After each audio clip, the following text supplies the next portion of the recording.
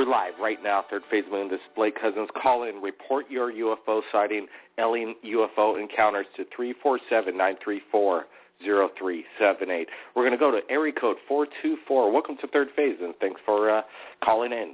Tell us what's your name and where you're calling from. My name is Antonio Marino. I'm calling from Malibu, California. I've been involved with UFOs. Thank you. I've been involved with UFOs at the highest level of secrecy.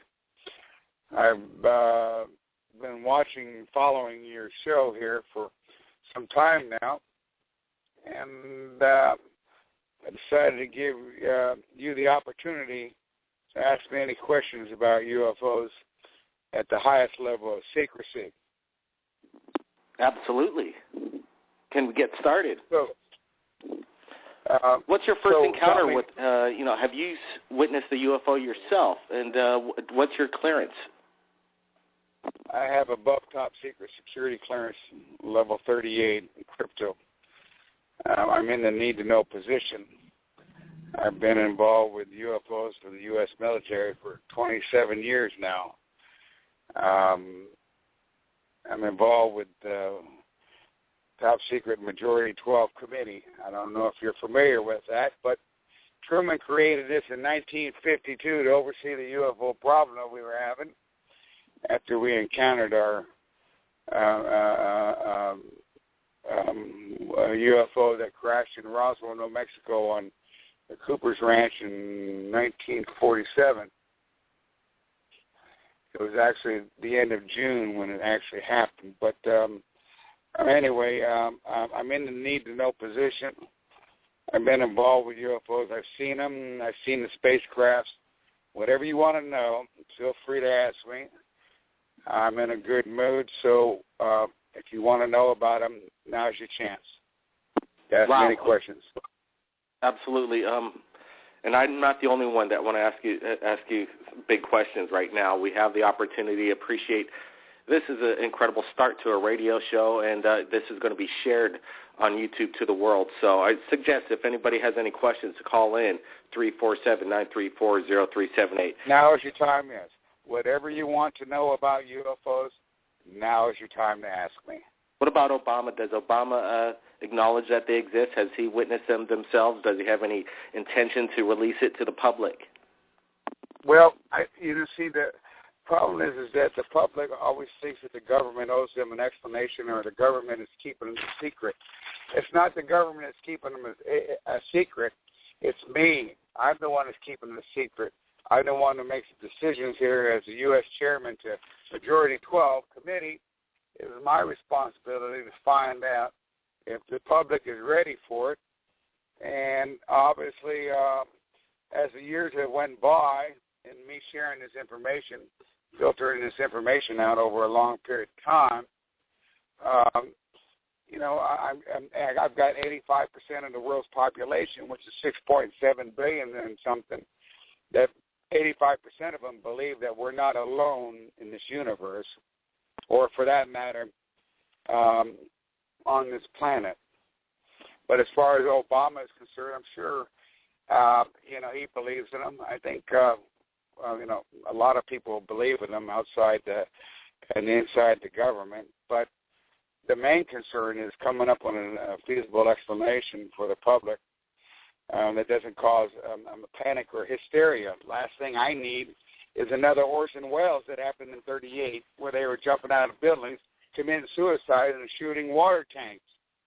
And I think the main problem here is with this phenomenon is that we have uncovered a lot of information on UFOs on this planet that has been recorded all throughout the history of humankind. It was man that suppressed this information from the public, and it was my job to sort it all out and come up with an explanation from a scientific point of view, a religious point of view, a military point of view, a government point of view, and a public point of view without causing mass hysteria. So now you have the opportunity to ask me any kind of questions involving UFOs. But if you expect me... Thank you. Wow, so you're claiming, I got to ask this question, that you've had the power, you still have the power if you want to release the information to the world right now that, well, basically, yes. And at will, when you want to, you could do this, that say, hey, the aliens are here. Proof, here's the proof, yes. and yes. But you're holding it back because you think mankind's not quite ready for it, right? Well, I don't think it's not that, and I do have that power.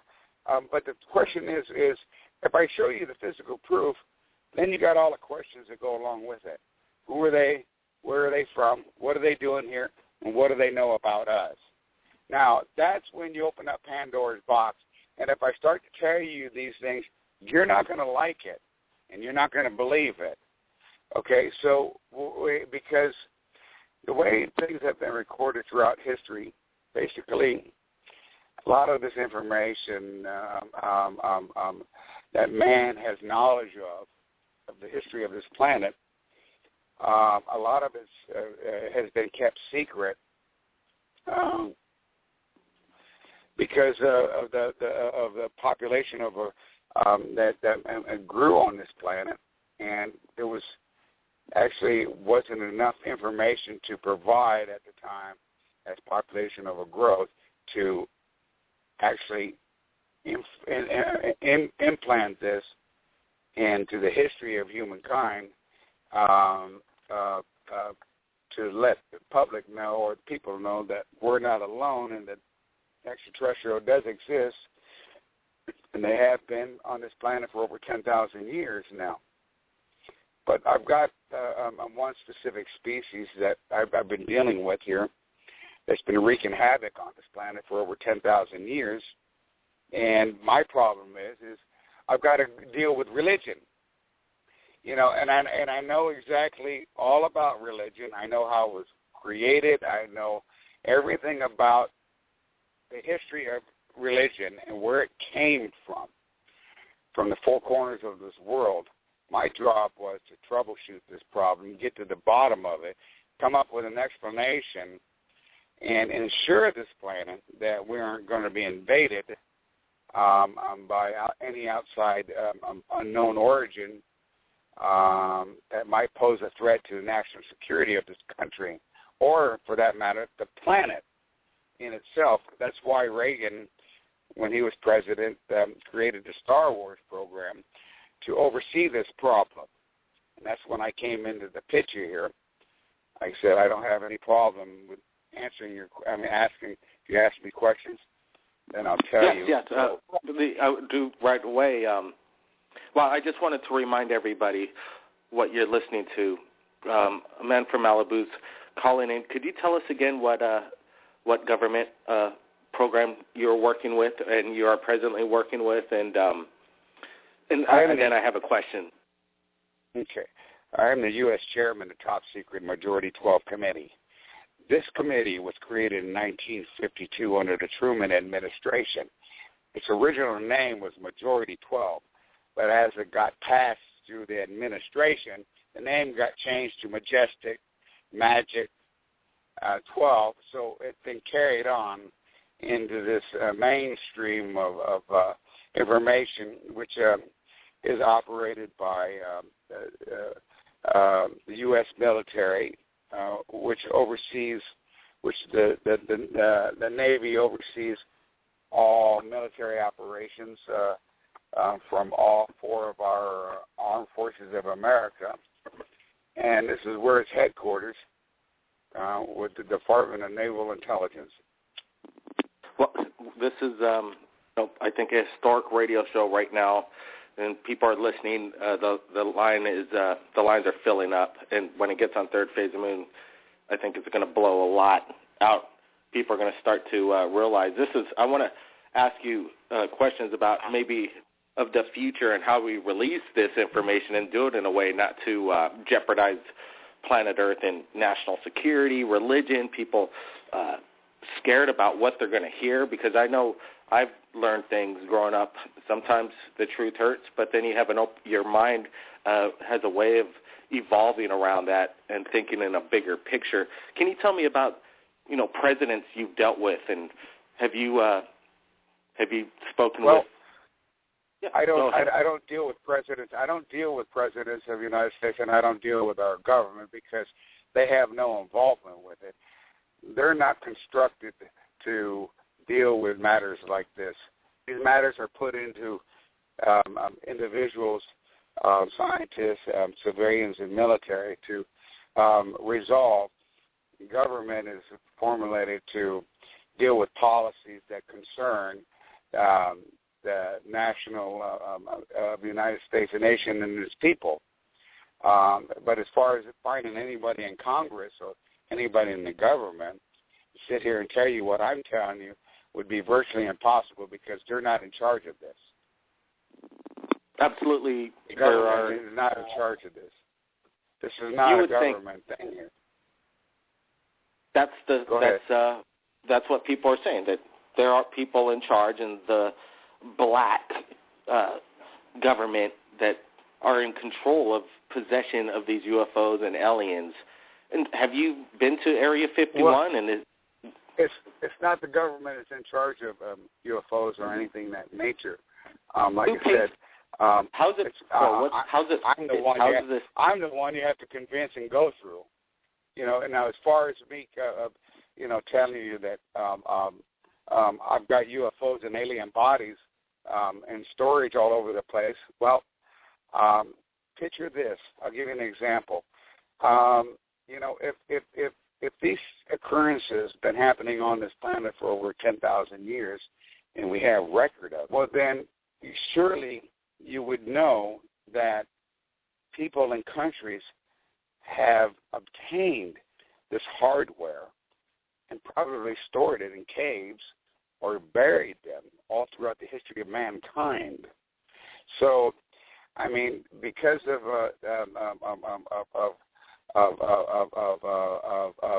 the different kinds of UFOs and different kinds of species visiting this planet,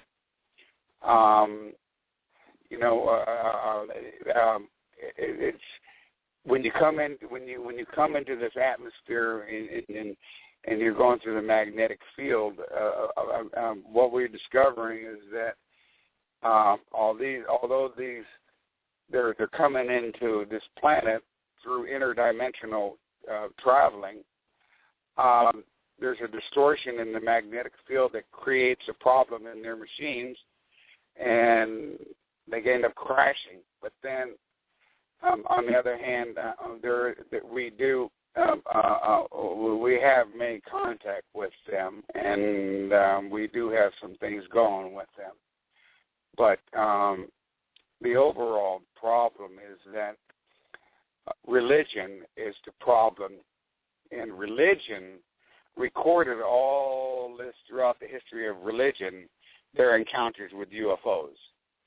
If any religious leader wishes to debate this issue with me, then I will surely put them in check as to all the events that actually transpired, to everything that they wrote throughout the history of humankind on religion, where I could prove without a reasonable doubt that they were having encounters with UFOs.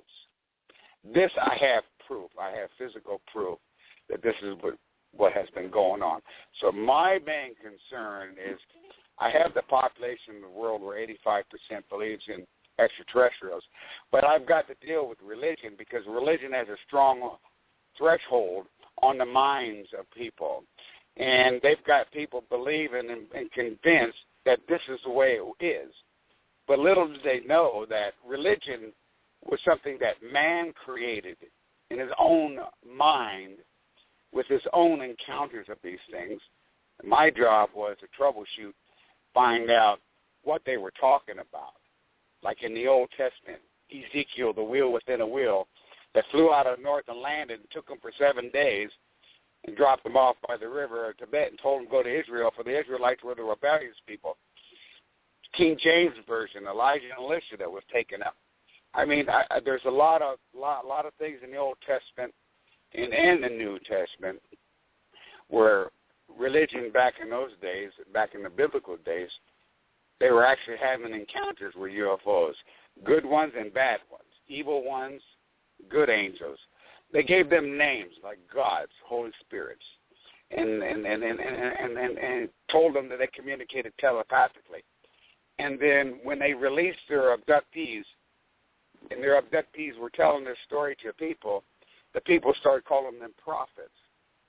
All right, and then the prophets became famous by telling their stories about their encounters of being in the presence of the Holy Spirit when they weren't able to tell these stories after they were able to decipher their dreams of their encounters. But today, how do we pull the cover off this? Put them under how do we do it? How do we do it in a subtle way?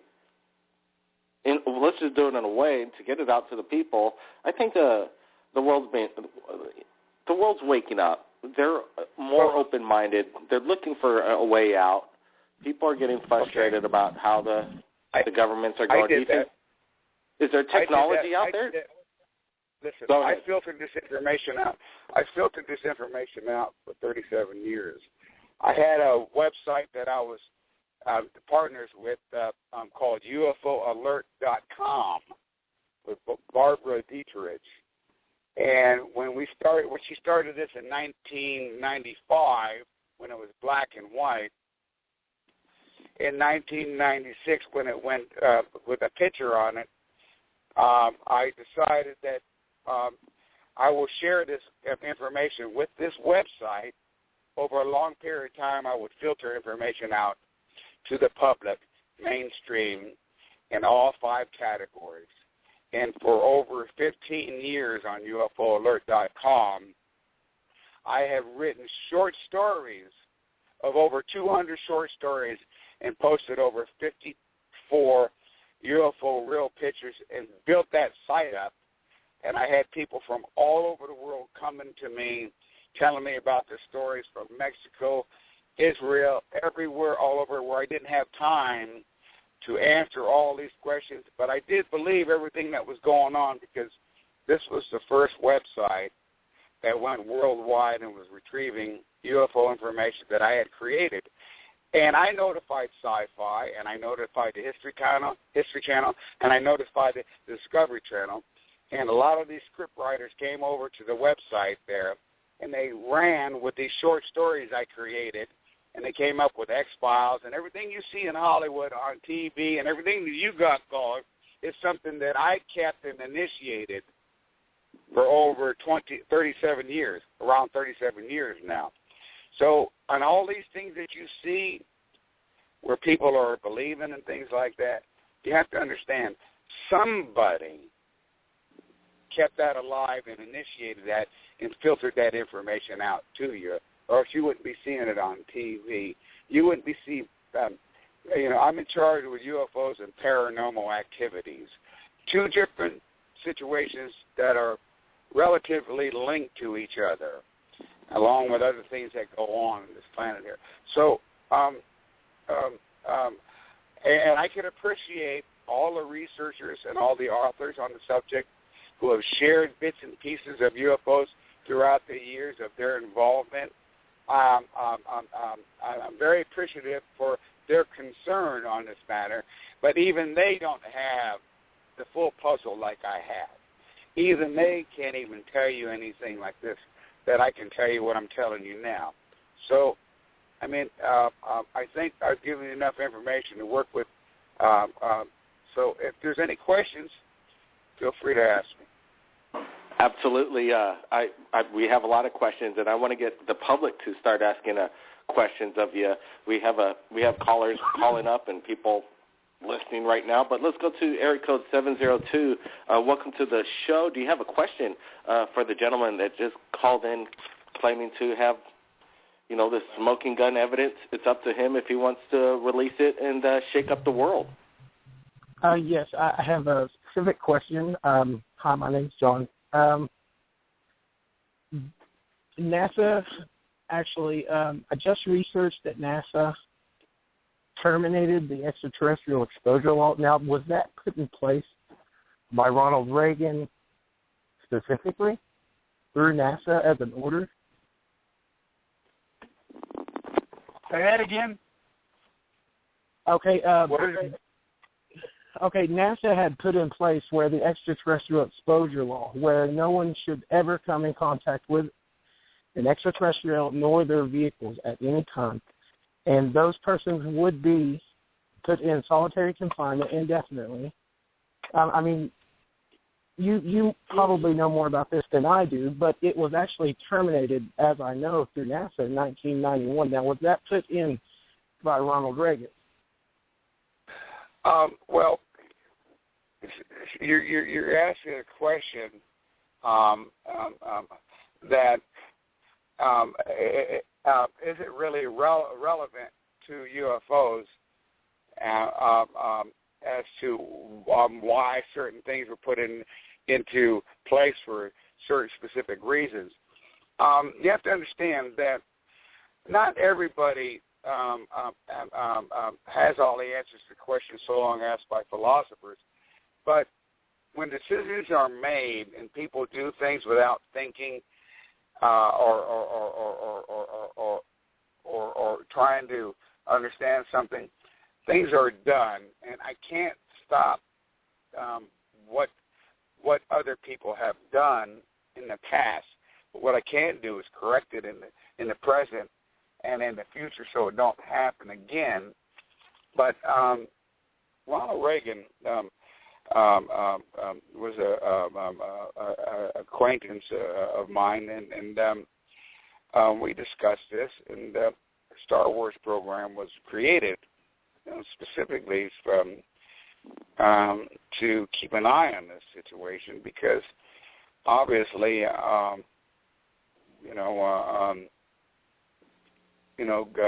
there were government personnel that really didn't have the time for this, and there's people like myself that devoted their lives to protecting this planet from being invaded.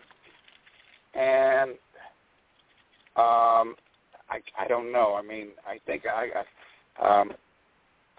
maybe I need to answer your question. Maybe you need to rephrase it a little bit different. Well, I think basically it's just, there was a law that NASA passed. There's a law out there. It's out there on the internet. We've seen it. It's interesting. The government says there's no extraterrestrials that have visited Earth, but hey, it's against the law to get in contact with one. That's for dang sure. And that's did you put that in place? Well, no. NASA, has constantly anomalies of extraterrestrial going on in space. Every time they go up into space, there's always something going on. Abductions, encounters with UFOs, you can't help that because we don't have control of that. We don't have control of them. We have a major problem going on here.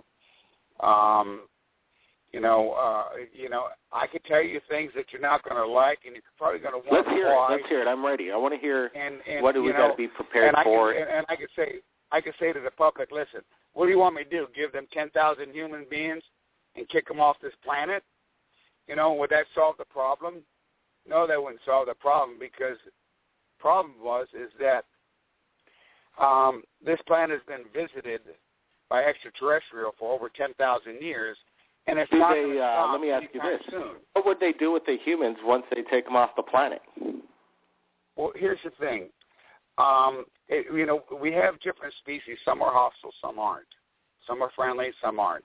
Some come here for exploration. I could guarantee there'd be more than 10,000 people right now that would sign up to get on board an alien craft. And if they're, good guys, if they're the good guys, you're saying they're good guys, bad guys. Well, hey, let's get 10,000 people going with the good guys. Well, get things started. I think religion and all this, the religious people would, still believe in God, but hey, there's aliens here as well. They'd get over it. Right now, they wouldn't have a problem with it. I'm pretty sure about that. Release the files. Release what you know. Well, you see, I mean, all right. Do you believe that we're not alone in this universe? You're asking Blake Cousins if I believe if we're not alone in the universe? Yes. Of course I believe. And the public. If the public believes that we're not alone in this universe, so then it would be a neighborhood of life forms evolving, some in their primitive stages of development, some aren't. Some far more advanced, some not. Some hostile, some not. All right? So you have to look at this whole picture on that scale and look at your planet Earth, and look at your evolutionary process and development and where you stand in this cosmic universe on this planet and with your technology, and ask yourself, have you evolved beyond your petty squabbles and nitpicking and lies, deception, and deceit, and all these things that are being coerced into your mind, which is which is not humans doing, but we can get in that later. But right now, let's. We're halfway through the show. We're just almost getting started. But while the time's going by fast, I want to let everybody know that they could call in, ask this gentleman the big questions. He knows everything about UFOs. We got time to. Have you ever spoken to anybody like this before on the radio or live to a media outlet? Well, years ago I had Art Bell wanted me to get on this show, and I was too big for him. I rather, I'm more that person. I want to see what the public's thinking. I want to see what authors think. I want to see what scientists Absolutely, stand by. We're going to get public to ask you the questions. Okay. The number to call in is 347-934-0378. Just again, state your rank, what your involvement, your name, and then we're going to get to questions. Again, just state that. I am the U.S. Chairman of the Top Secret Majority 12 Committee. My name is Tony Marino. You can find me on. I did. Yes. Okay, let's get to questions, Tony. I know everybody's got some big ones for you. So let's go to we got area code 770. Welcome to Third Phase Moon. You're live. You want to ask Tony a question? Yes. My name is Kiani. I have a question. Hey, Kiani. Okay, today on TV, I saw a documentary about the Nazis actually creating UFOs. Now, is this true? Well, I'll tell you a story behind that. In 1938, on the edge of Germany, I can't remember if it was Spitsbergen or somewhere, I don't in that name, but there were some military officers, police officers standing around, and a UFO had come. It looks like it was headed to crash, and they retrieved it. And of course, they started back engineering it. And at that time, Germany had a lot of scientists that were very, very intelligent to get on the idea of back engineering these machines. But as far as saying that Germany was the only one, no. I mean, the generator and the things like that were created from them back engineering UFOs. Yes, we have too. We've even made some. Okay, so I'm not going to exclude anyone that hadn't made any. Even Russia has made some. So we've all dealt with UFOs and tried to build them and try to fly them. Unfortunately, we're not genetically engineered to be able to make warp drive or over 1 times the speed of light. The G-force would, our minds would turn over. So we're not genetically engineered to be able to make deep space exploration. you would have to have a stationary atmospheric environment on a ship, and they're creating a field, an atmospheric field, and then you would have to bend space and time and get it to collapse within themselves to become unidirectional null time, which means the space and time collapse within themselves. You have to pull back time and thrust yourself in it. But as far as man being able to do that, I don't. I'm sure that we won't be able to do that because we're not genetically engineered. But I guess the most important thing of it is that I got 6.7 billion people on this planet. We got a religious belief, we got a scientific belief, we got a military belief, we got a public belief, and we got a government belief. And you have to take all these things into consideration here. Do I want to take everybody off of Earth and have them looking up in the sky, think that we're going to be invaded, or we got UFOs around all the time and people are looking for them all the time? No, you have to think about the repercussions of knowing things. Does UFOs affect us in our social life or in our personal life, or what is it going to do? Only thing that UFOs can do is change your religious belief. If I was to explain to you its process, but go ahead. Well, definitely. I think if you're in charge of something and you're worried about, obviously you got to worry about religion, governments, people with the big bucks, and then the public like us that don't have no power, just kind of basically running the world and feeding the rich, and we're just kind of not going anywhere. And you're speaking about, possibly genetically engineering human beings so they can fly in these flying saucers and jump to other planets. Is there any work on this genetic engineering program to get us going? And have you ever stepped into a flying saucer or UFO yourself? Okay, let me get this in. I have in the palm of my hands the technology to create thousands of jobs, which will employ hundreds of millions of people all throughout this entire globe. I have the technology to restore the world's resources back to normal. I also have the knowledge to end the wars between the Arabs and Jews of this problem here that's been going on now. As far as because of my involvement with UFOs at such high level, I was able to discover information thousands of years on this planet.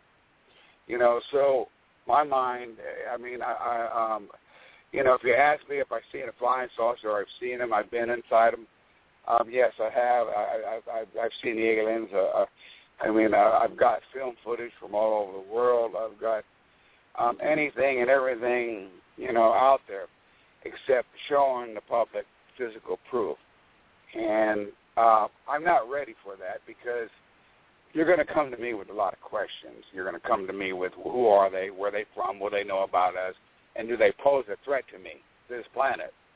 And those are the questions that I'm going to have to ask you. And if I tell you these things, and if I tell you, what do they know about us and how long they've been here, you're not going to like it because I'm going to tell you things that are true that's been suppressed from you throughout the history of humankind. You see, so I could, I would end up changing religion. Let's start out with something that, the people in the world's not going to get shocked. Do you have something that you could tell us? And then we could go back and everybody around the world could look up the fact that whatever you're saying and hey, wow, Tony, whatever Tony just said is absolutely correct. We didn't know about it, but we know it now. Do you want to know the truth behind the Roswell incident? Let's hear it. Do I know it? Okay. When I got the film footage, 16 millimeter tapes, and I see what happened on the Cooper Ranch. Huh? You still have 60 millimeter tapes? Cooper Ranch where Mac Brazel was breeding. Mac Brazel was releasing some farmland northeast of Roswell, about 60 miles. And in June, there was a thunderstorm. Of course, in that area, the storm lasts for about a week or two out there in the plains. But we figured that the UFO did crash maybe the last week of June. It wasn't discovered by Mac Brazel until July 2nd, where it was broken off in pieces, and there were 7 bodies. But after being out there for a week and a half, 2 weeks out in the desert, the coyotes were eating on the carcasses of the majority of the bodies there. And we did find 2 of them intact. One was still in the seat, and one of them was still alive, trying to get away over the hill there. And the soldier had. Let me ask you detail, Tony. So you're seeing you found 2 alien bodies intact. And the other ones were the insects eating them? You say the coyotes were gnawing on the alien bodies? Yeah, they were eating on the bodies. A lot of them were decomposed, and what happened to those animals? I just want to ask: did those animals die afterwards of eating alien flesh? Any idea? No follow-up? No, because when we did autopsies on these bodies, and we discovered a lot of things. I mean, we didn't find that any wild animal would be any harm to eating them. But this was the case because if the animals didn't feel like they were edible, they wouldn't have eaten on them. You understand what I'm saying? Absolutely. An animal's not going to stick his mouth. An animal's not going to bite into meat if it's bad or no good. I wouldn't think, but that's what had happened. Stand by, Tony.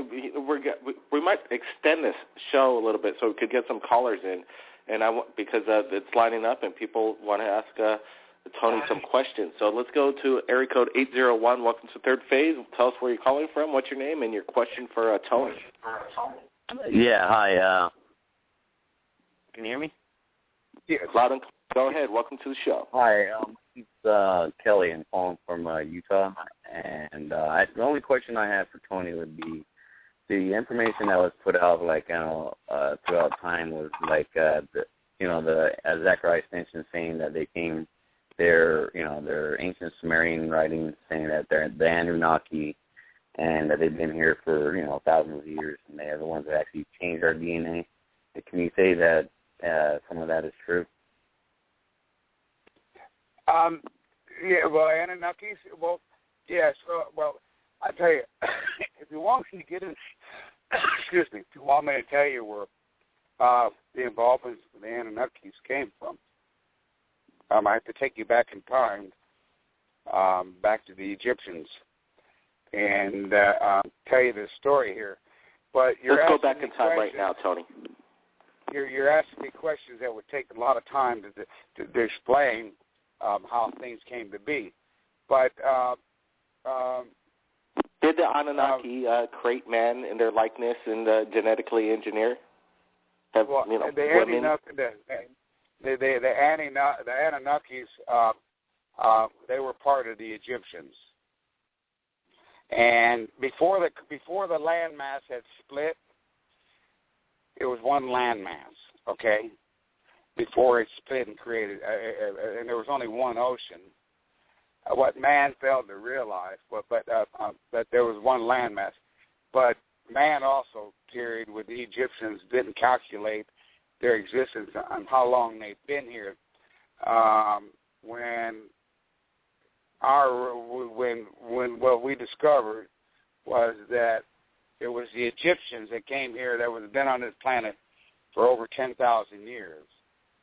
And they were the Repticulons from Zeta Rectaculi, binary star system, and those are the ones that interrupted our evolutionary process by splicing through cells and creating their own gender-looking being.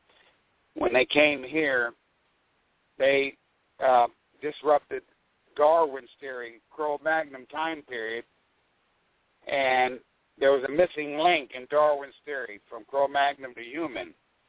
that process cannot be developed through a natural evolutionary process of just natural breeding.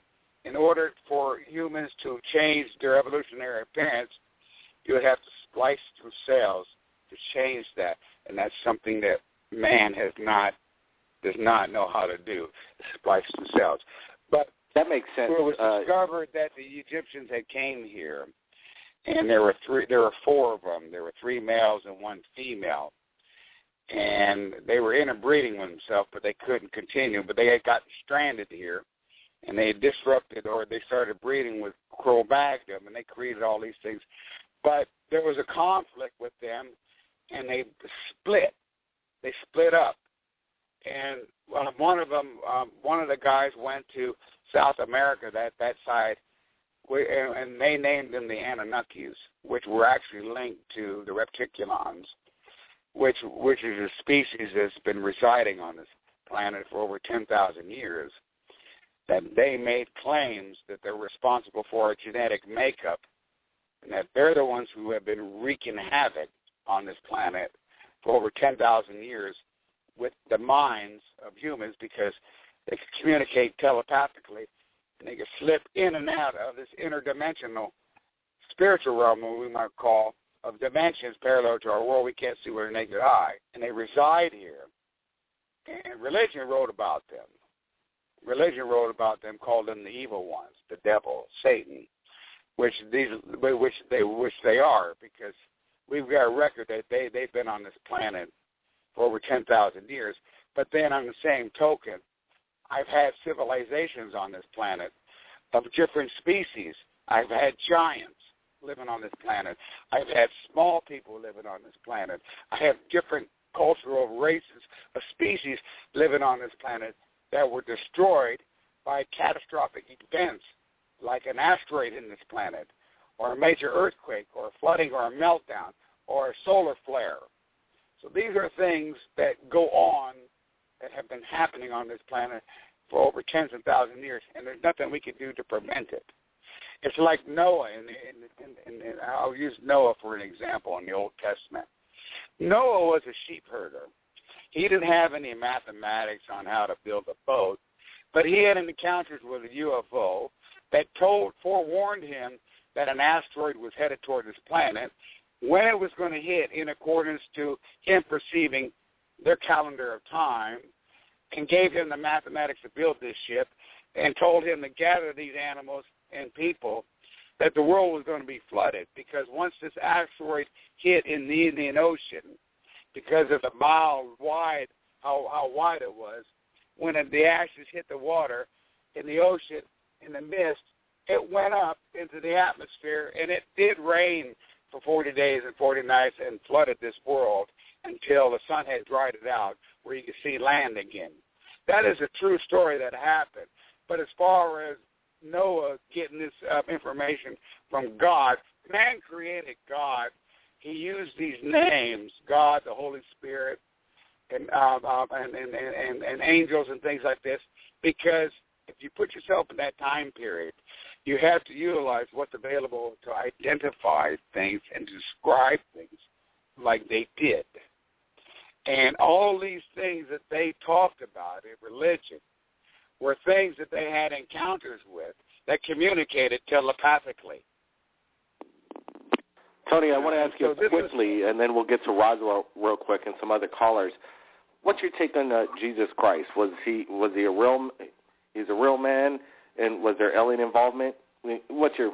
Well, I know you have you say you know what's going on. You have the story. If I want to take pieces out of the Bible and show you where there's discrepancies in these things, or you might be able to see things from a different perspective.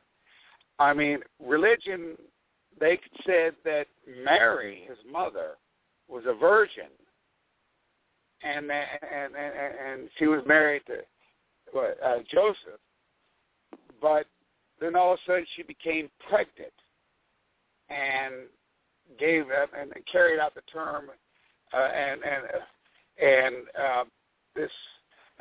Jesus was born. But let's get to the story about your opinion. We know the story about the Bible. It's everybody's read it. Most popular book on the planet. Go ahead. Right. We believe that Mary may have got abducted and was impregnated, and they let her carry out the term. And Jesus was a hybrid with extraterrestrial genetics, and did have the wisdom and knowledge. Probably implanted in him later on in life. But as far as having the powers that religion created that he did,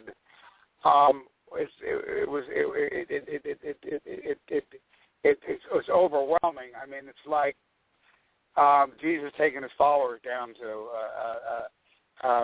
Nazareth, down by the lake there.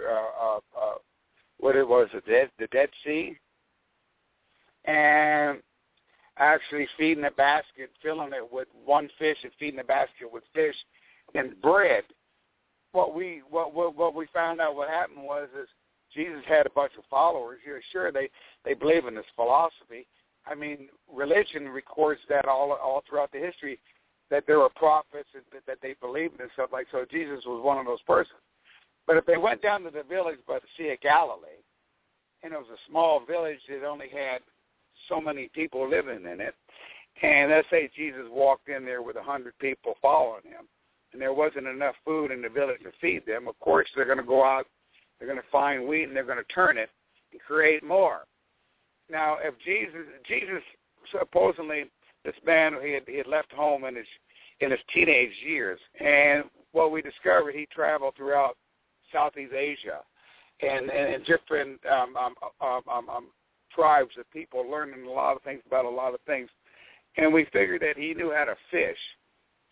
And we figured that in the Sea of Galilee, that they didn't know about standing on the sail mast and watching the seagulls out there and setting a net to trap the fish in. Of course, on the first day it wasn't that good, but the second day it became better, and thus the food was created and everyone was fed.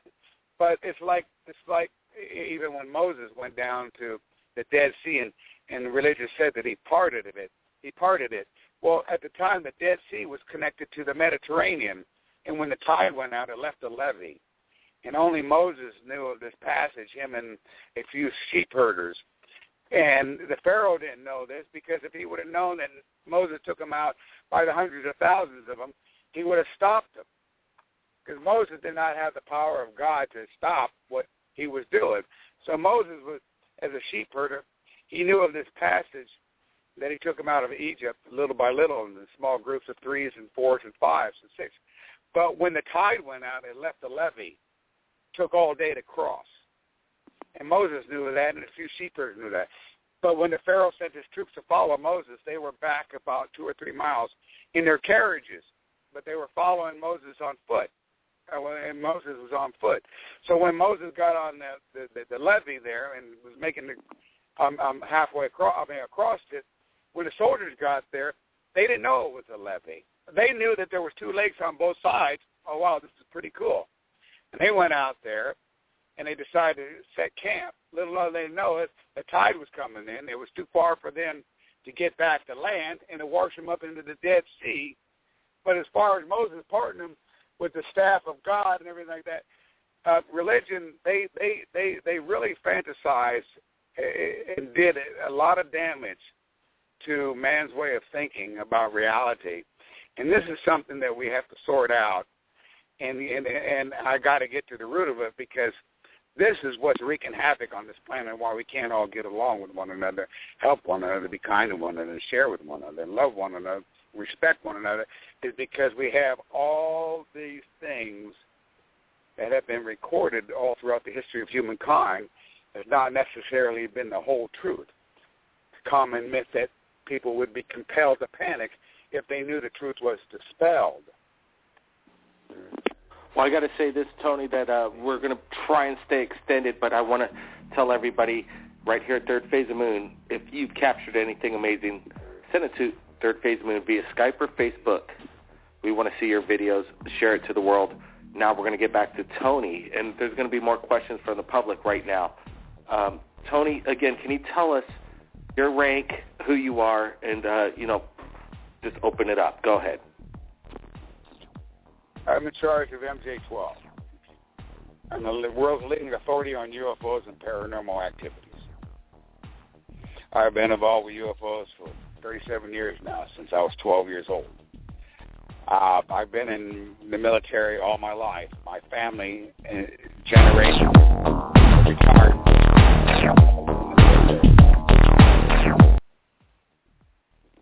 I think we just went to the extended cut. You still there, Tony? Sorry about that. It's all right. Yes, my whole generation, we're all retired military. Tony, do you think it'd be possible if Third Phase of the Moon, team down there in California come to your place, could share some evidence? No, because I tell you, that's not going to do no good. I think what's going to do good if we continue to what we're doing now, I have no objections with coming back on your show, or you notified me previously to continue this conversation here. I think this is where we're at here. This is one of the situations that has to be explained verbally. You got to ask me all these questions. Everything that you want to ask, put them down on a piece of paper. Ask me, and I'll tell you these things. But as far as you asking me for physical proof, I'm not going to present that, because I'm not going to present that on your merit because of your show and who you are and the extent of the people that you've reached around the world. I'm still not fully convinced that I need to take it to that level at this point, and I'm hoping that you'll understand me. I totally, absolutely understand you. We've just met, so this is an ongoing thing. I really appreciate that you reached out to us, and you're sharing this, and you felt like you're like giving us an insight. We want to have you back, and I think we can move forward.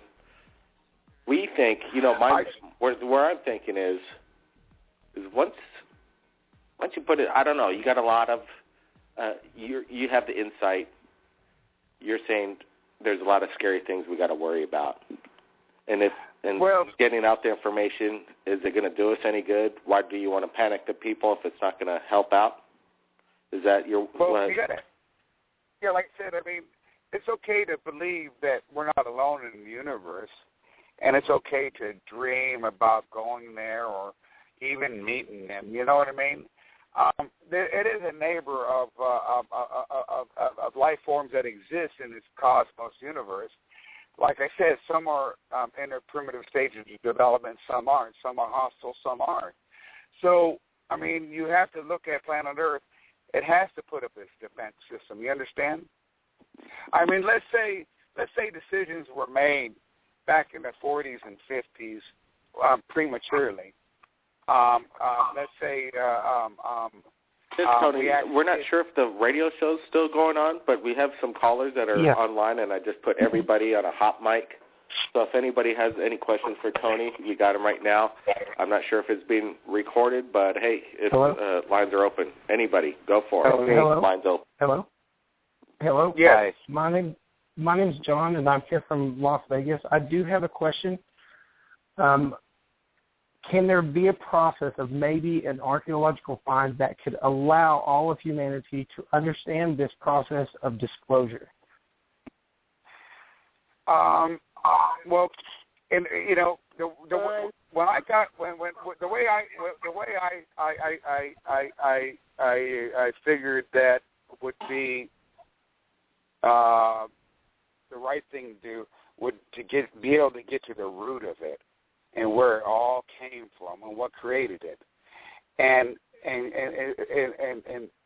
actually go down to the bottom of Pandora's box and work your way up with the truth of this matter, because we're talking about something that's been a part of this planet for over 10,000 years. And we have to put this into perspective as to where we came from and how this is affecting us in this time period of our evolutionary process, and come to realize that our minds are opening up to broader ideas and perspectives and viewpoints where we're able to understand these things and not really be panicked by it. And like I said, I've got 85% of the world's population believes in it, but and which is great. I mean, I like that that idea, but then like I said, I don't want people. I don't want people panicking. I don't want people thinking that our armed forces of our countries can't defend ourselves from being invaded. I mean, we gave you Armageddon. We gave you Close Encounters of the First, Second, Third. We gave you all these things to believe in, the possibilities. We gave you Star Trek, Warp Drive, Gene Roddenberry. We gave you all these things to enlighten yourself, to believe in these things. But if this is reality, if you can see that that's reality, then you would probably understand that telling the masses, the people, these things would be premature when we'd have to go back in time and rewrite history and rewrite religion. I mean, and actually get to the root of why we have UFOs in this time period, where they come from, who they are, what do they want of us, and do they pose a threat to this world or countries or people? But like I said, I've got one specific species here that's been wreaking havoc, the Greys, and on this planet for over 10,000 years, and they need humans to breed with. And I can't tell the public, listen, you want me to give them 10,000 people or a few thousand people and kick them off this planet? It's not like that.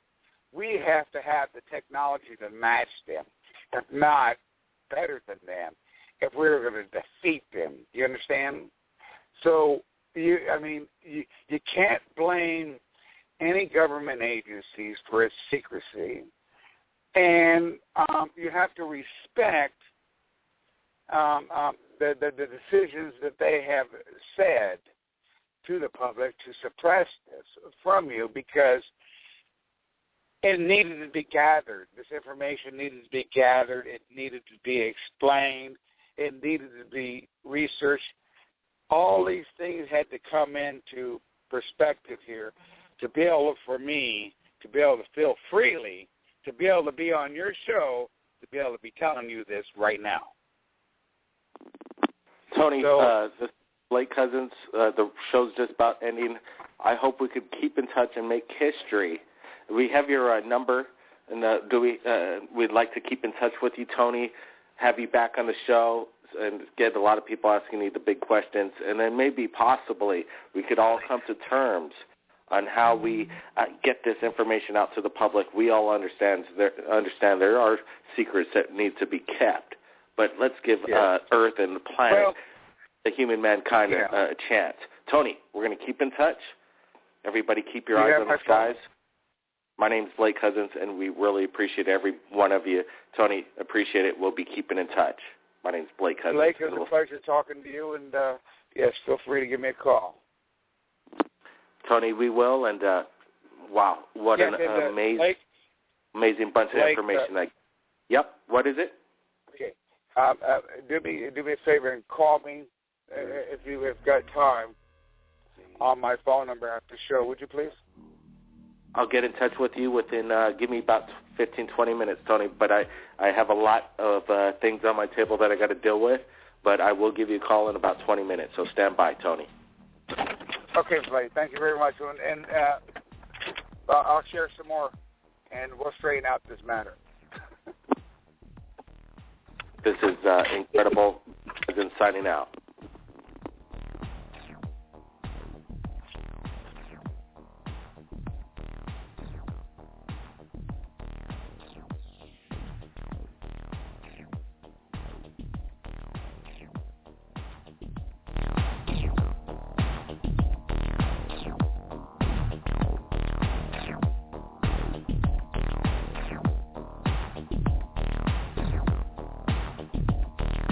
answered.